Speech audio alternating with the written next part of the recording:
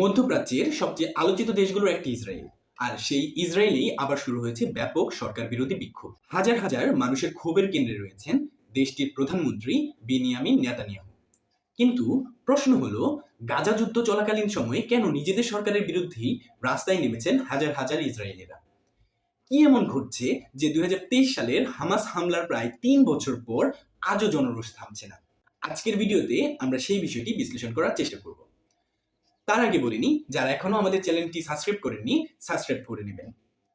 ২০২৩ সালের ৭ই অক্টোবর হামাসের আকস্মিক হামলায় ইসরায়েলের ইতিহাসে সবচেয়ে বড় নিরাপত্তা ব্যর্থতার একটি হিসেবে বিবেচিত হয়। সেই হামলায় শত শত মানুষ নিহত হয় ও অপহৃত হয়। এরপর থেকে শুরু হয় গাজা যুদ্ধ, যা আজও পুরো অঞ্চলের রাজনীতিকে প্রভাবিত করছে। কিন্তু ইসরায়েলের সাধারণ মানুষের মনে বড় একটি অংশ মনে করে, সেই হামলার আগে নিরাপত্তা সংস্থাগুলো কেন ব্যর্থ হলো, সরকারের ভুল কোথায় ছিল, এবং ভবিষ্যতে এমন ঘটনা ঠেকাতে কি করা উচিত, এসব প্রশ্নের এখনো স্বচ্ছ তদন্ত হয়নি। আর এই কারণেই তেল আবিবে নতুন করে বিক্ষোভ শুরু হয়েছে।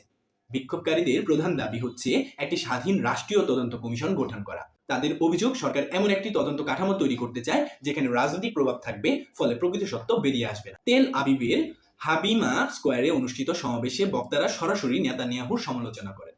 তাদের বক্তব্য, একটি স্বাধীন তদন্ত কমিশন গঠন করা হলে সেখানে বিচার বিভাগ কর্তৃক মনোনীত বিশেষজ্ঞরা কাজ করবেন।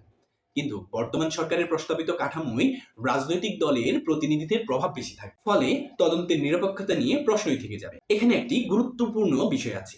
যুদ্ধ বা জাতীয় সংকটের সময় সাধারণত জনগণ সরকারের পাশে দাঁড়ায়, কিন্তু ইসরায়েলের ক্ষেত্রে দেখা যাচ্ছে ভিন্ন চিত্র। কারণ অনেক পরিবার এখনো মনে করেন তাদের স্বজনদের মৃত্যুর জন্য শুধু হামাস নয়, বরং সরকারের ব্যর্থতাও দায়ী। বিক্ষোভে অংশ নেয়া নিহত এক পরিবারের সদস্যরা বলেন, সময় যত যাচ্ছে ততই নতুন প্রশ্ন সামনে আসছে। তাদের মতে, যদি তদন্তের দায়িত্বে রাজনীতিবিদদের হাতে থাকে, তাহলে সরকার নিজেই নিজের বিচারক হয়ে যাবে, আর সেটি কোনো গণতান্ত্রিক রাষ্ট্রের জন্য ভালো বার্তা বয়ে নিয়ে আসতে পারে না। আরও একটি বিষয় বিক্ষোভকে উস্কে দিচ্ছে।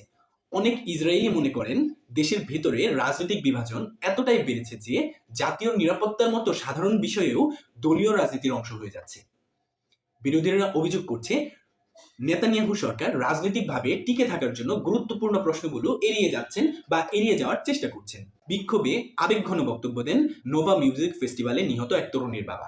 তিনি বলেন, তার মেয়ে শুধু একটি ব্যক্তিগত ট্র্যাজেডি নয়, বরং একটি বৃহত্তর রাজনৈতিক ও নিরাপত্তা সংকটের প্রতীক।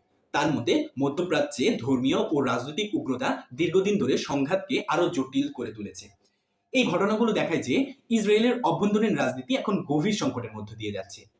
একদিকে গাজা যুদ্ধ, অন্যদিকে আন্তর্জাতিক চাপ, আর তার সঙ্গে যুক্ত হয়েছে দেশের ভেতরে জনগণের অসন্তোষ। ফলে নেতানিয়াহু সরকার একসঙ্গে বহু ফ্রন্টে লড়াই করতে হচ্ছে। রাজনৈতিক বিশ্লেষকদের মতে, এই বিক্ষোভ শুধু একটি তদন্ত কমিশনের দাবি নয়, এটি আসলে সরকারের প্রতি জনগণের আস্থার একটি পরীক্ষা। যদি সরকার জনগণের উদ্বেগের সন্তোষজনক উত্তর দিতে না পারে, তাহলে ভবিষ্যৎ রাজনীতিতে আরো কঠিন চাপ তৈরি হতে পারে। যদিও বর্তমানে নেতানিয়াহুর যে জোট সরকার ক্ষমতায় আছে, তবে ক্রমবর্ধমান জন অসন্তোষ রাজনৈতিক সমীকরণকে যে কোনো সময় বদলে দিতে পারে। বিক্ষোভ চলাকালে সরকারপন্থী ও সরকার বিরোধী কর্মীদের মধ্যেও উত্তেজনার ঘটনা ঘটে। যদিও পুলিশ দ্রুত পরিস্থিতি নিয়ন্ত্রণে আনে, তবে এটি প্রমাণ করে যে সমাজের ভেতরে বিভক্তি কতটা গভীর হয়ে উঠেছে। এখন সবচেয়ে বড় প্রশ্ন হলো, এই বিক্ষোভ কি শুধু কয়েকদিনের জন্য, নাকি এটি একটি দীর্ঘমেয়াদী রাজনৈতিক আন্দোলনের সূচনা করতে যাচ্ছে? যদিও স্বাধীন তদন্ত কমিশনের দাবি পূরণ না হয়, তাহলে সামনে আরো বড় সমাবেশ ও রাজনৈতিক চাপ তৈরি হওয়ার সম্ভাবনা রয়েছে। অন্যদিকে সরকার যদি ছাড় দেয়, তাহলে ২০২৩ সালে হামলার অনেক অজানা তথ্যই সামনে আসতে পারে। সবশেষে বলা যায়, ইসরায়েলের বর্তমান পরিস্থিতি শুধু একটি দেশের অভ্যন্তরীণ রাজনীতি নয়, এটি মধ্যপ্রাচ্যের ভবিষ্যতের সঙ্গেও জড়িত। কারণ ইসরায়েলের রাজনৈতিক স্থিতিশীলতা, গাজা যুদ্ধ, আঞ্চলিক নিরাপত্তা সবকিছুই একে অপরের উপর সম্পর্কিত।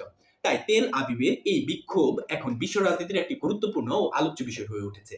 ভিডিওটি ভালো লাগলে লাইক দিন, শেয়ার করুন এবং কমেন্ট করুন। জানান আপনার মতামত। আপনার মতে ৭ই অক্টোবরের হামলার বিষয়ে একটি স্বাধীন তদন্ত কমিশন গঠন করা কি ইসরায়েলের সরকারের জন্য বাধ্যতামূলক হওয়া উচিত বলে মনে করেন কিনা, কমেন্টে জানাবেন আপনার মতামত। ধন্যবাদ সবাইকে।